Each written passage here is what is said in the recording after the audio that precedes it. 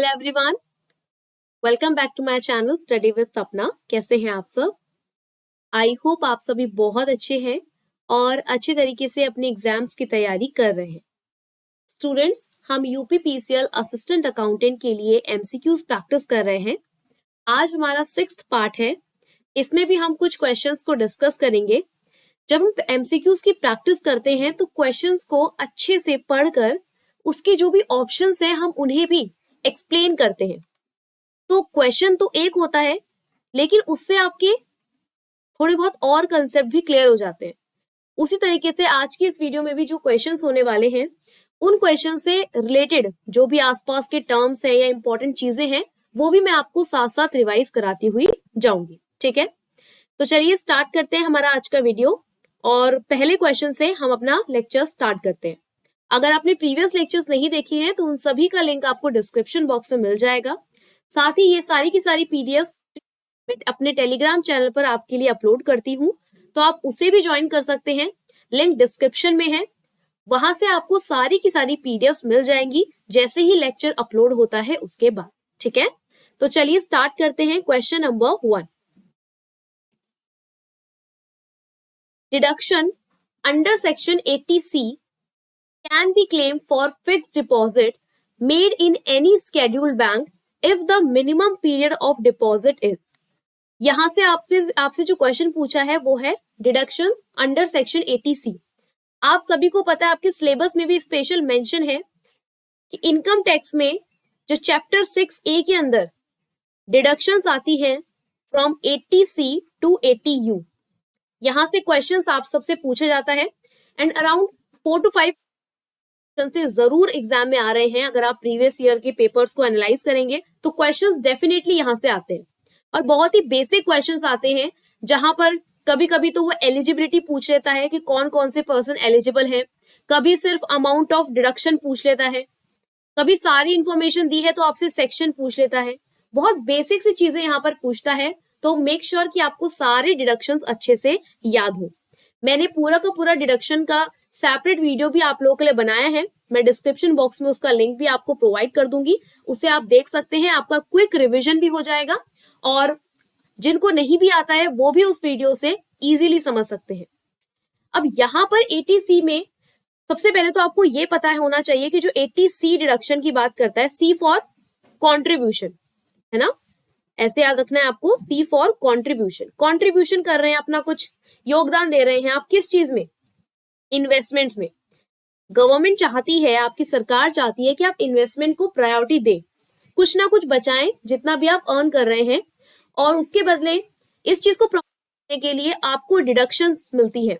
80C में contribute करते हैं किसी इन्वेस्टमेंट में, जैसे कि आपकी ये इन्वेस्टमेंट हो सकती है पीपीएफ में है, LIC में हो सकती है, फिक्स डिपॉजिट में हो सकती है, सुकन्या समृद्धि योजना में हो सकती है। ये कोई भी इन्वेस्टमेंट जब आप करते हैं तो अंडर 80C में आपको डिडक्शन मिलती है। अच्छा, किसको है ये डिडक्शन? 2 लोगों को, इंडिविजुअल पर्सन को और आपका HUF। डिडक्शन की जो अमाउंट है वो कितनी है? 1.5 लाख। 1.5 लाख तक आप क्या कर सकते हैं? डिडक्शन क्लेम कर सकते हैं। अब देखो, ये क्वेश्चन यहाँ पर थोड़ा सा डिटेल में मैंने यहाँ पे ऐड कर दिया कि फिक्स डिपॉजिट में अगर आप क्या करते हैं, कंट्रीब्यूशन करते हैं, तो उसमें मिनिमम पीरियड कितना होना चाहिए आपके डिपॉजिट का। तो देखिए, ये बहुत ना नॉर्मल सी चीज है, हम अक्सर FDs वगैरह करवाते हैं, तो हमें ये चीज पता होनी चाहिए कि अगर मिनिमम 5 इयर्स के लिए आप FD में इन्वेस्ट कर रहे हैं तो आपको 80C के अंदर डिडक्शन मिल जाती है। तो टाइम यहाँ पर है कितना है? 5 इयर्स है। आपको अपना आंसर तो मिल गया, लेकिन साथ साथ और भी सेक्शन पढ़ते हैं हम 80C के अंदर। कंट्रीब्यूशन करता है आपका किसमें? Contribution to pension funds. ठीक है, ये सिर्फ और सिर्फ किसी इंडिविजुअल पर्सन के लिए जिसे पेंशन मिलती है। यहां पर भी सेम अमाउंट है डिडक्शन का, कितना? 1.5 लाख। देखो, जो कॉमन चीजें होती है ना उन्हें याद करना इजी होता है ना, इसीलिए देखो 80C के अंदर भी 1.5 है। ऐसे ही एक और सेक्शन है आपका 80CCD, जो कि आपकी गवर्नमेंट स्कीम्स जो होती हैं उसमें कंट्रीब्यूशन के लिए बोलता है, जैसे कि आपकी NPS है, रिलेटेड टू पेंशन ही है ये वाला सेक्शन भी, लेकिन यहाँ पे गवर्नमेंट की स्कीम्स आती है। NPS आ गई आपकी, या फिर आपकी इसमें आती है अटल पेंशन योजना APY। इसमें जब आप कंट्रीब्यूशन करते हैं तो अगेन ये किसके लिए है, सिर्फ और सिर्फ इंडिविजुअल, क्योंकि पेंशन की बात है तो किसके लिए है, सिर्फ इंडिविजुअल के लिए, ठीक है। और ये इंडिविजुअल कोई सेंट्रल गवर्नमेंट का एम्प्लॉय भी हो सकता है, कोई प्राइवेट कंपनी के लिए एक एम्प्लॉय हो सकता है, या कोई भी दूसरा इंडिविजुअल हो सकता है। और आपकी सैलरी का 10% यहाँ पर कॉन्ट्रीब्यूशन का अमाउंट आप क्या कर सकते हैं, डिडक्शन क्लेम कर सकते हैं, ठीक है। एक और आता है 80CCE। 80CCE क्या है, 80CCE कहता है कि जब आप इन तीनों डिडक्शंस के तहत कभी भी क्लेम करते हैं अपना डिडक्शन, तो उसकी टोटल अमाउंट 1,50,000 होगी, ठीक है। ऐसा नहीं कि यहाँ पर भी आप 1.5 ले रहे हैं, यहाँ पर भी 1.5। अगर आप 2 डिडक्शंस क्लेम कर रहे हैं तो कंबाइन जो है आपको सिर्फ 0.5 लाख तक ही डिडक्शन आप क्लेम कर सकते हैं। वैसे तो आपको आपका आंसर मिल गया 5 इयर्स यहाँ पर, लेकिन आपने यहाँ से देखा जाए तो 3 क्वेश्चन और सॉल्व कर लिए, ठीक है। तो जिन भी बच्चों को ये प्रॉब्लम रहती है कि मैम क्वेश्चंस काफी कम होते हैं और आप ज्यादा क्वेश्चन मुझसे चाहते हैं, तो ज्यादा क्वेश्चंस डिलीवर करने से अच्छा है मैं एक ही क्वेश्चन में आपको बाकी कंसेप्ट भी समझाने की कोशिश करती हूँ, ठीक है। तो वो ऑटोमेटिकली आपके ज्यादा क्वेश्चन हो जाते हैं रिलेटेड टू द टॉपिक। चलिए नेक्स्ट बढ़ते हैं दूसरे क्वेश्चन की तरफ। The maximum possible amount of reduction under section 80DD for senior citizen. अब देखो, जब 80D के अंदर हम रिडक्शन पढ़ते हैं तो D फॉर मैंने क्या बताया था आपको, डॉक्टर, है ना, डॉक्टर की जरूरत पड़ती है। तो डॉक्टर की जरूरत ना पड़े इसलिए हम क्या चाहते हैं, हम चाहते हैं कि भाई हमारा मेडिकल इंश्योरेंस हो, जिसको हम 80D के अंदर स्टडी करते हैं। यहाँ पर ये इंडिविजुअल के लिए भी आप डिडक्शन क्लेम कर सकते हैं और एक HUF के लिए भी कर सकते हैं। इंडिविजुअल अगर खुद के लिए मेडिकल इंश्योरेंस लेता है, या अपने स्पाउस के लिए मेडिकल इंश्योरेंस लेता है, या अपने बच्चों के लिए मेडिकल इंश्योरेंस लेता है, या फिर अपने पेरेंट्स के लिए लेता है, तो वो 25,000 तक का डिडक्शन क्लेम कर सकता है। लेकिन अगर उसके पेरेंट्स सीनियर सिटीजन में आते हैं तो फिर 50,000 तक वो डिडक्शन क्लेम कर सकता है। HUF की बात करें तो HUF में भी क्या है, कोई भी मेंबर से वो 25,000 तक क्लेम कर सकते हैं, लेकिन सीनियर सिटीजन 50,000 तक क्लेम यहाँ पर डिडक्शन कर सकते हैं। अब 80D बताया, 80DD या पहले DD पढ़ते हैं, डिपेंडेंट डिसेबल्ड। कोई डिसेबल्ड पर्सन है जो आपके ऊपर डिपेंडेंट है, अगेन ये 2 लोगों के लिए है, HUF और आपका इंडिविजुअल, ठीक है। अगर जो आपकी डिसेबिलिटी है उस पर्सन की वो नॉर्मल है तो 75,000 तक क्लेम कर सकते हैं आप, लेकिन सिवियर डिसेबिलिटी है, बहुत ज्यादा है, तो 1,25,000। 80DD भी जहां से क्वेश्चन आपको पूछा है, ये होता है medical treatment for specified diseases, medical treatment for specified diseases. कुछ ऐसी स्पेसिफाइड डिजीजेस है जिनका इलाज बहुत मुश्किल से होता है ना, जैसे कि आपका एड्स है, डिमेंशिया है ना, हीमोफीलिया है। तो कुछ इस तरीके की बीमारियां हैं जो 80DD के अंदर आती हैं।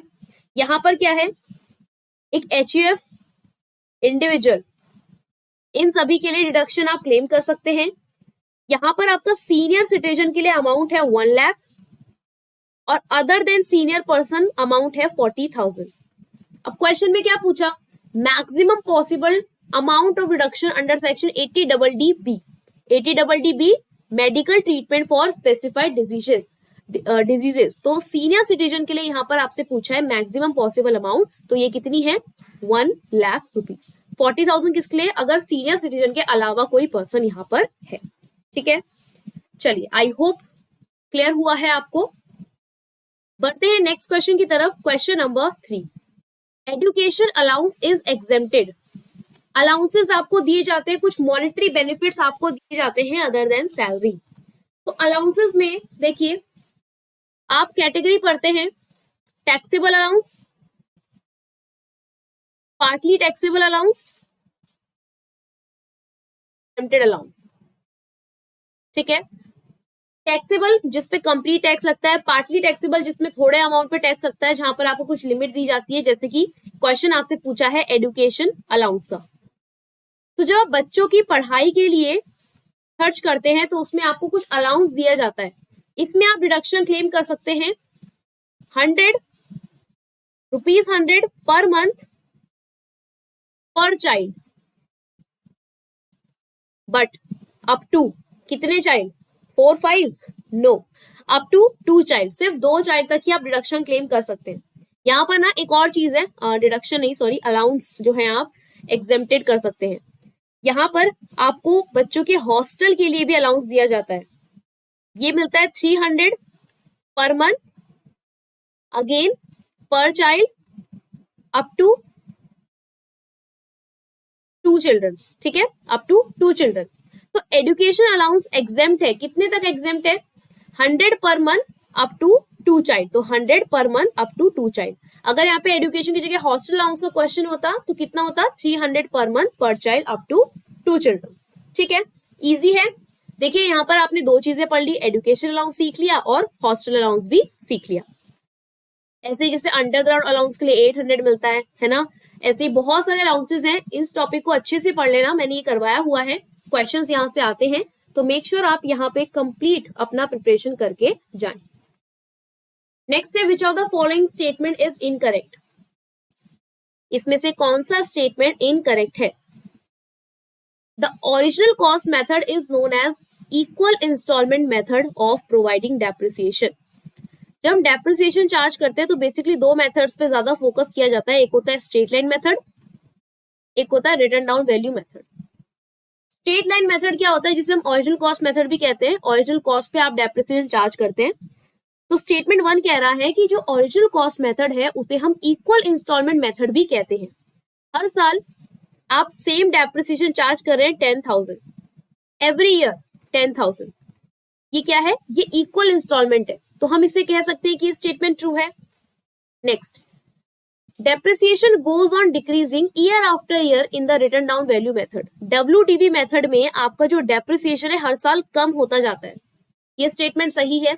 अगर आपका 1 लाख का एसेट था, पहले साल 10,000 डेप्रिसिएशन लगा है 10% जो कि हम कहते हैं, तो कितना आएगा, 90,000, फिर 90,000 का 10% 9,000, 81,000 आ जाएगा, फिर 81,000, इसका 10% 8100, फिर आप इसे सॉल्व करेंगे तो देखिए हर साल डेप्रिसिएशन की अमाउंट क्या हो रही है, डिक्रीज हो रही है रिटन डाउन वैल्यू मेथड में, तो ये स्टेटमेंट भी करेक्ट है। Next, book value of the asset can never be reduce to 0 under written down value method. Book value जो है आपकी एसेट की कोई भी 0 नहीं हो सकती डब्ल्यूडीवी मेथड के अंदर, बिल्कुल। देखो ये इंक्रीज ये डिक्रीज होती है और किस पे, जो भी रिमेनिंग वैल्यू बचती है आपकी, डिमिनिशिंग वैल्यू बचती है, उस पे ही डेप्रिसिएशन चार्ज होता है, तो ये कभी भी 0 तक नहीं पहुंचेगी। वही जो आपका स्ट्रेट लाइन मेथड है ये एक ना एक दिन 0 हो जाता है, इसका डेप्रिसिएशन जब आप चार्ज करते रहते हैं तो अमाउंट क्या हो जाती है, 0 हो जाती है, तो ये स्टेटमेंट भी करेक्ट है।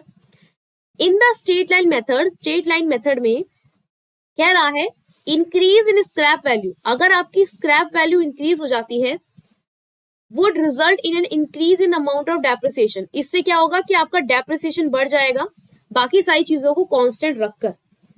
अच्छा आपको पता है ना डेप्रिसिएशन का फॉर्मूला क्या होता है, मैं इसको नेक्स्ट स्लाइड पे आपको एक्सप्लेन करती हूँ।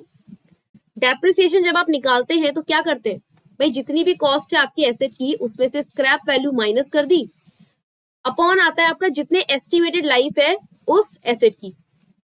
मैं यहाँ पे एग्जांपल लेती हूँ कि आपके पास 1 लाख का एसेट है, ठीक है, 10,000 उसकी स्क्रैप वैल्यू है और एस्टिमेटेड लाइफ में ले रही हूँ 10 ईयर्स, ये मैंने अजम्पशन के बेस पे ले लिया, इसको कॉस्ट लेते हैं 1 लाख,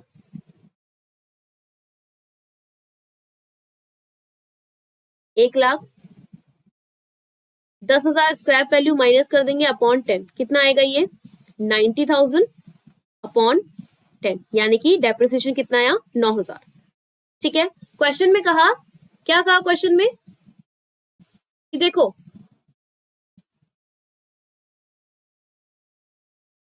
अगर आपका डेप्रिसिएशन, अगर आपका स्क्रैप वैल्यू इंक्रीज हो रही है तो आपका डेप्रिसिएशन भी क्या हो रहा है, इंक्रीज हो रहा है।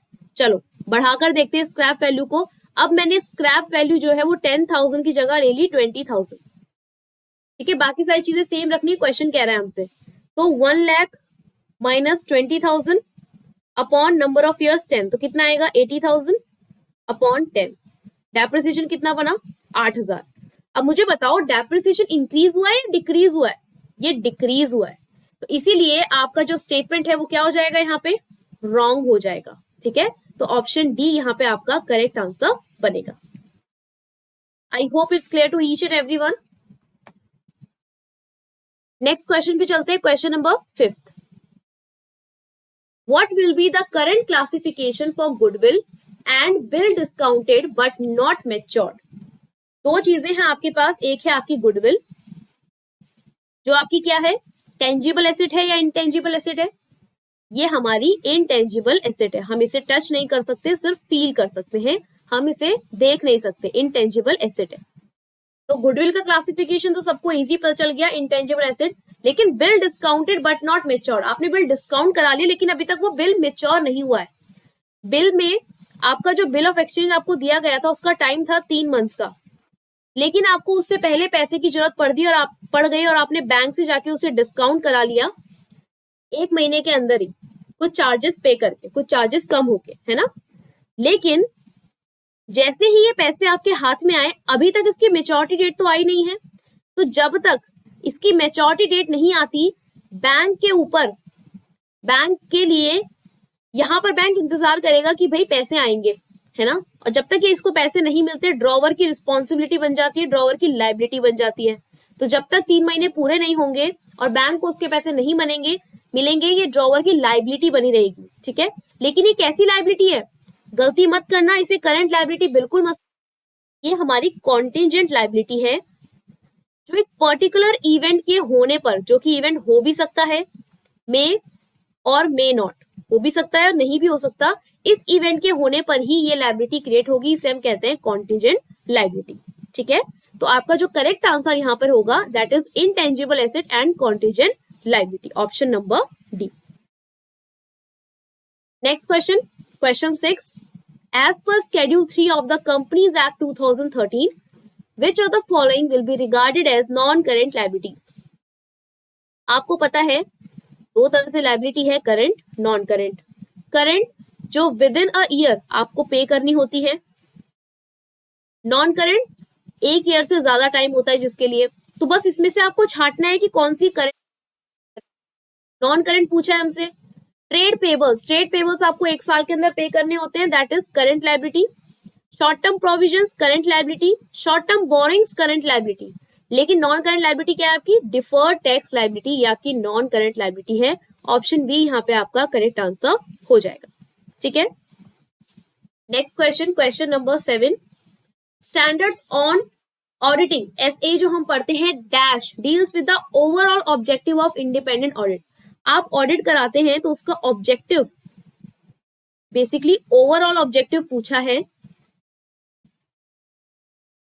ठीक है, और उसका आपसे स्टैंडर्ड्स ऑन ऑडिटिंग पूछा है एसए, तो ये किस में आता है, ये एसए 200 में आता है, ठीक है। अब नीचे कमेंट बॉक्स में आपको कमेंट करना है कि ऑडिटिंग के क्या क्या ऑब्जेक्टिव्स है और आपको कितने याद है, उसमें से कितने आपको अंडरस्टैंड है, ठीक है। तो कमेंट बॉक्स में जल्दी से कमेंट करिए, बताइए कि आपको कितने ऑब्जेक्टिव्स ऑडिटिंग के पता है। Next, which of the following statements are correct? Branch accounts may be maintained either at the branch or at the head office, कि जो ब्रांच अकाउंट्स होते हैं वो ब्रांच में ही बनाए जा सकते हैं और हेड ऑफिस में ही बनाए जा सकते हैं, करेक्ट है। Departmental accounts maintain at one place only, departmental account जो अलग अलग डिपार्टमेंट्स के होते हैं वो इंडिविजुअल डिपार्टमेंट्स बनाते हैं उसको। As expenses in respect of each branch can be identified, the apportionment problem never arises. जितने भी एक्सपेंसेस होते हैं उन्हें आप इक्वली बांटते हैं या फिर किसी ऑब्जेक्ट के बेसिस पे इसको क्या करते हैं, डिस्ट्रीब्यूट करते हैं अलग अलग ब्रांचेस में, ठीक है, उसका डिस्ट्रीब्यूशन होता है, तो कभी भी कोई प्रॉब्लम अराइज नहीं होती। कॉमन एक्सपेंसेस जो होते हैं, जो सेम है दोनों डिपार्टमेंट्स के बीच में या 3 डिपार्टमेंट्स के बीच में, उनको आप इक्विटेबल बेसिस पे बांटते हैं, इक्वली बांटते हैं। लेकिन जो कॉमन नहीं है उन्हें आप किसी पर्टिकुलर मेथड से क्या करते हैं, डिस्ट्रीब्यूट करते हैं, ठीक है। तो ये सभी के सभी स्टेटमेंट्स आपके करेक्ट हैं ब्रांच अकाउंट को लेकर, डिपार्टमेंटल अकाउंट्स को लेकर। तो ऑप्शन सी यहाँ पे जो है आपका करेक्ट आंसर हो जाएगा। Next, question 9। Which is not an example of promissory note? Promissory note क्या होता है? एक अनकंडीशनल अंडरटेकिंग होता है, अनकंडीशनल अंडरटेकिंग। ड्रॉवर, ड्रॉवी, या मैं कहूं मेकर और पे। ड्रॉवर या मेकर कहता है अनकंडीशनल अंडरटेकिंग है कि आई प्रॉमिस टू पे, मैं आपको प्रॉमिस करता हूं इतना अमाउंट इतने टाइम बाद, ठीक है, दैट इज प्रॉमिसरी नोट। अच्छा, कौन कौन से इंस्ट्रूमेंट्स आते हैं इसमें? प्रॉमिसरी नोट आता है आपका, बिल्स ऑफ एक्सचेंज आता है और चेक आता है, 4, 5, 6, ठीक है। यहाँ पर कौन से एग्जाम्पल नहीं है प्रॉमिसरी नोट का, एक एक करके पढ़ते हैं। I acknowledge myself to be indebted to B in ₹1,000 to be paid on demand for value received. मैं अपने आप को ये स्वीकार करता हूँ कि मैं बी को 1,000 रुपए दूंगा, मैं उसे 1,000 रुपए का उधार है मेरे पास, ठीक है, और जैसे ही वो मुझसे डिमांड करेगा मैं इसकी पेमेंट करूंगा। ये स्टेटमेंट सही है। आई प्रॉमिस टू पे बी और ऑर्डर ₹500, मैं प्रॉमिस करता हूँ बी को 500 रुपीज का पेमेंट, ये भी सही है। Mister B I O U, देखो ये स्टेटमेंट आप ऐसे यूज नहीं कर सकते, आपने शॉर्ट फॉर्म्स यूज करी, आई ओ यू, ये गलत है, आप इस तरह से चीजें इस्तेमाल नहीं कर सकते, ऐसे आप एब्रीविएशंस का इस्तेमाल नहीं कर सकते। तो ऑप्शन बी यहाँ पे आपका करेक्ट आंसर हो जाएगा, ठीक है। Next question, when the day on which a promissory note or bill of exchange is at maturity is a public holiday. अगर किसी दिन ऐसा इंस्ट्रूमेंट, नेगोशिएबल इंस्ट्रूमेंट जो है मैच्योरिटी डेट के दिन पब्लिक हॉलीडे पड़ जाता है, इस केस में क्या है, इस केस में क्या होता है, आपका जो प्रीसीडिंग बिजनेस डे होता है वो आपका मैच्योरिटी डेट मानी जाती है, ठीक है ना। So on the next preceding business day आपका क्या बन जाएगा, मैच्योरिटी डेट हो जाएगा, ठीक है। ये क्वेश्चन पीवाईक्यूज में भी आ चुका है, प्रीवियस एग्जाम जो हुए हैं उसमें भी आ चुका है, तो अच्छे से अपने हर एक कंसेप्ट को क्लियर रखिएगा। Next, under the payment of gratuity act 1972 the maximum gratuity payable is. Payment of gratuity act 1972 के तहत मैक्सिमम ग्रेचुटी क्या होती है? देखो, जब हम ग्रेचुटी की बात करते हैं तो ग्रेचुटी दो तरीके से है। अगर आप ड्यूरिंग द सर्विस यूज करते हैं, आपने सर्विस के दौरान ही ले ली, तो इस पे पूरा का पूरा टैक्स लगेगा। लेकिन अगर आपने रिटायरमेंट या फिर डेथ के टाइम पर ली है, अगर गवर्नमेंट एम्प्लॉय है तो मजे हैं आपके, क्योंकि ये एग्जेम्प्ट हो जाती है। लेकिन अगर कोई अदर एम्प्लॉय है तो दो केस है, पोगा एंड विदाउट पोगा। अगर आप एक्ट के तहत चार्जेस देखना चाहते हैं तो यहां पर कितना है आपका, 20 लाख, ठीक है ना। वैसे तो विदाउट पोगा भी 20 लाख है, लेकिन डिफरेंस आता है सैलरी का। यहाँ पर 15/26 से आप सैलरी निकालते हैं, यहाँ पे 15/30। यहाँ पे लास्ट ड्रॉन सैलरी ली जाती है और यहाँ पर एवरेज सैलरी ली जाती है ऑफ लास्ट 10 मंथ्स। सैलरी का मीनिंग भी अलग होता है। पोगा में सैलरी का मीनिंग क्या होता है, यहाँ पे बेसिक पे प्लस डीए। लेकिन अगर विदाउट पोगा आप कैलकुलेशन कर रहे हैं तो उस केस में आपका सैलरी क्या होता है, बेसिक पे plus DA plus percentage commission, ठीक है। तो इस तरह से काम करता है। इसका जो अमाउंट है वो कितने लाख, इसमें जो लीस्ट होता है उतना एग्जाम्प्ट हो जाता है। 20 लाख एक्चुअल रिसीव्ड और ये रिस्पेक्टिव कैलकुलेशन। तो जो आंसर है आपका वो है 20 लाख। एंड ग्रेचुटी जो है आपका सेक्शन 10(10) के अंदर एग्जाम्प्ट होता है, तो आप ऐसे याद रखिएगा 10(10) ऐड किया 20, ठीक है। सो ये थे आज के क्वेश्चंस एंड आई होप आपने साथ ही साथ कुछ कंसेप्ट्स को भी रिवाइज किया है और आपके लिए बेनिफिशियल रही है सारी की सारी टॉपिक्स। और एमसीक्यू सीरीज तो आपकी चल ही रही है, लेकिन यहाँ पर मैं आप सभी के लिए कुछ ऐसा प्लान कर रही हूँ जिससे कि टाइम में, क्योंकि अब हमारे एग्जाम के लिए कम टाइम बचा है, हम यही मान के चलेंगे कि इस महीने हमारा एग्जाम हो जाए प्रोबेबली। तो ऐसा आई एम प्लानिंग कि मैं आपको एक कंप्लीट रिवीजन लेक्चर दूं, लाइक ऑडिटिंग का मैं आपको एक लेक्चर प्रोवाइड कर दूं, कंप्लीट रिवीजन लेक्चर, ठीक है, जिसमें आपको एक ही वीडियो में पूरा रिवीजन हो जाए। ऐसे ही इनकम टैक्स का भी कर सकते हैं क्योंकि सिलेबस इतना ज्यादा नहीं है। एमसीक्यूज हम काफी सारे कर चुके हैं, वैसे तो रिवीजन भी मैं करा चुकी हूँ, लेकिन एक वीडियो में बेनिफिट ये रहता है कंप्लीट वीडियो में कि आपको भटकना नहीं पड़ता इधर उधर, और एक ही वीडियो से आप अपना कंप्लीट रिवीजन कर सकते हैं कम टाइम में, है ना। तो ये मैं ऐसा प्लान कर रही हूँ, अभी I can not promise but I am planning कि मैं ऐसा कुछ करूँ आप सभी के लिए। और इस पे आपका क्या सजेशंस है, इस पे आप मुझे क्या एडवाइस देना चाहते हैं, अपनी तरफ से कुछ ऐड करना चाहते हैं, कुछ और आप मुझसे चाहते हैं कि वो मैं आपके लिए लेकर आऊं, तो प्लीज कमेंट बॉक्स में जरूर कमेंट कीजिए ताकि मुझ तक आपकी वो बात पहुंचे और मैं आपके बेनिफिट के लिए चीजें लेकर आ सकूं। ठीक है, तो ये था आज का लेक्चर। अगर लेक्चर पसंद आया है तो लेक्चर को लाइक करना, अपने फ्रेंड्स के साथ शेयर करना और चैनल को सब्सक्राइब करना। पीडीएफ आपको टेलीग्राम चैनल पे मिल जाएगी, डिस्क्रिप्शन बॉक्स में लिंक है। I'll see you in the next video. Till then, keep studying and keep revising. And don't forget to comment. Bye bye.